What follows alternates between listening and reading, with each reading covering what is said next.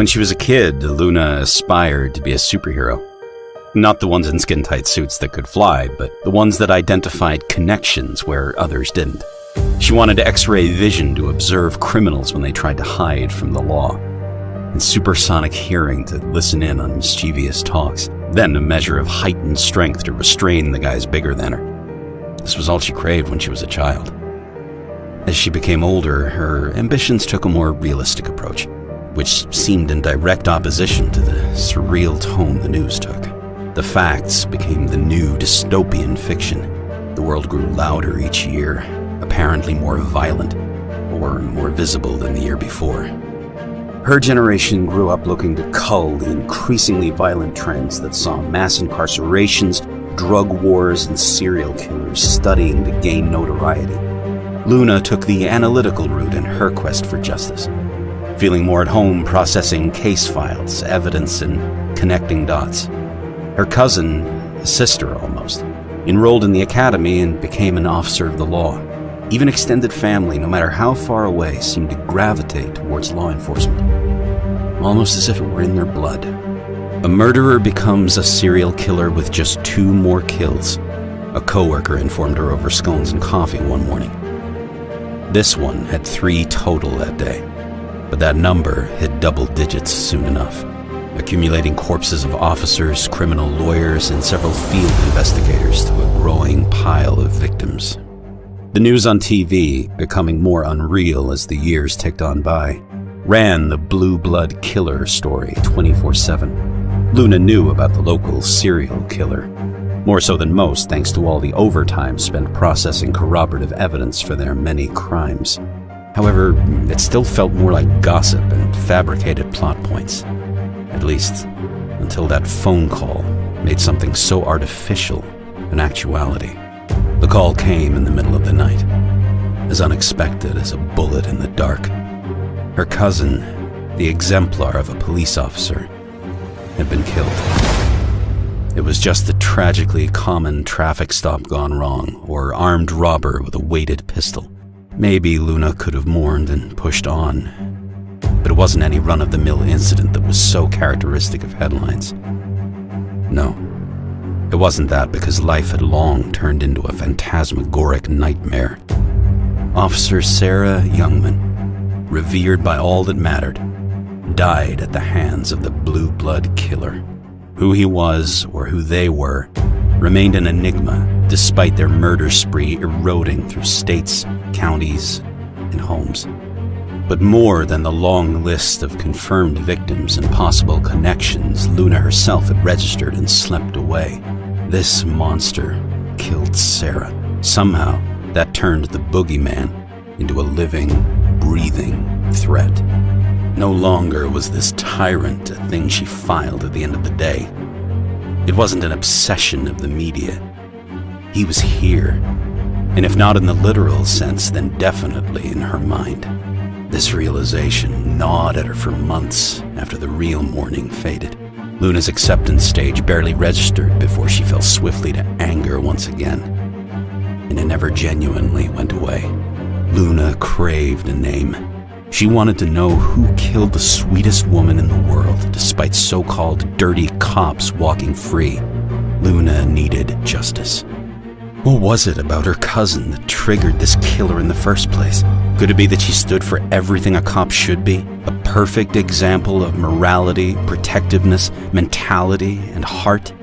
Officer Youngman was everything demanded in the ones that protected them, and Luna wouldn't allow her memory to fade away as another statistic.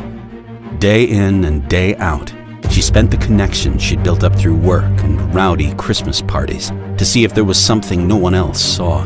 Cop friends that never steered her wrong came up empty-handed. Family members with careers linked closer to the real action knew little else than the papers. Even the old-timers that knew things few else did all but shrugged when she pressed them for clues. She needed leads first, but there were none. So, in a last-ditch effort, she resolved to chew her boss for leeway.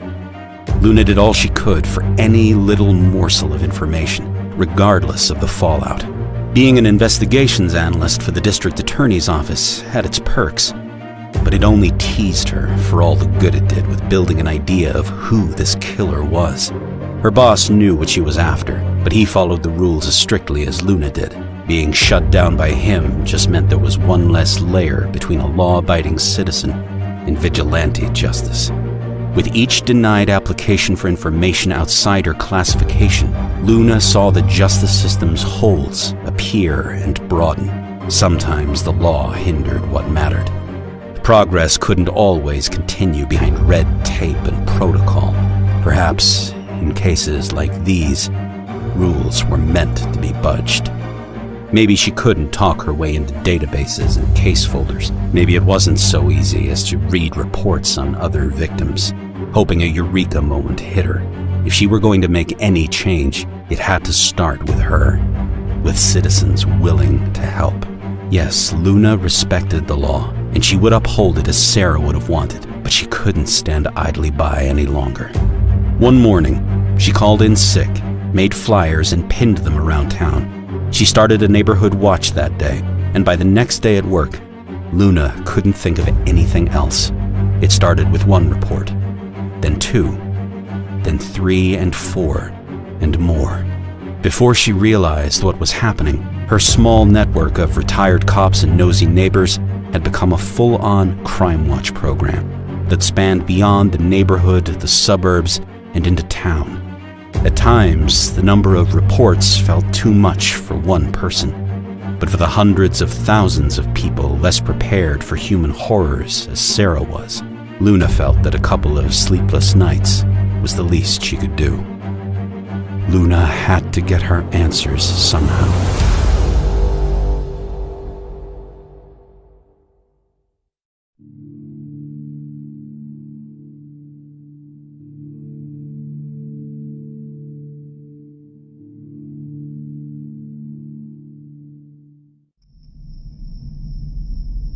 I should get to my computer and get the night started.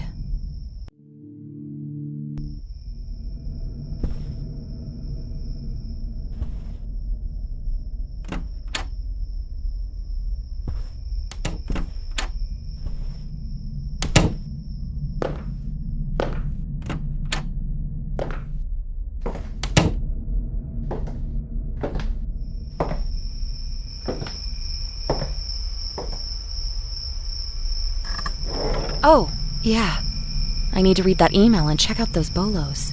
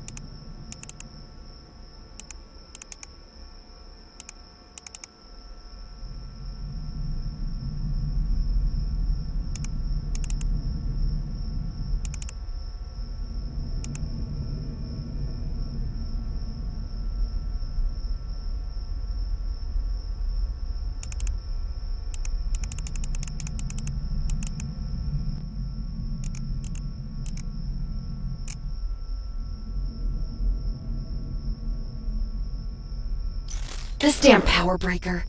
I need to flip the breaker in the file room closet.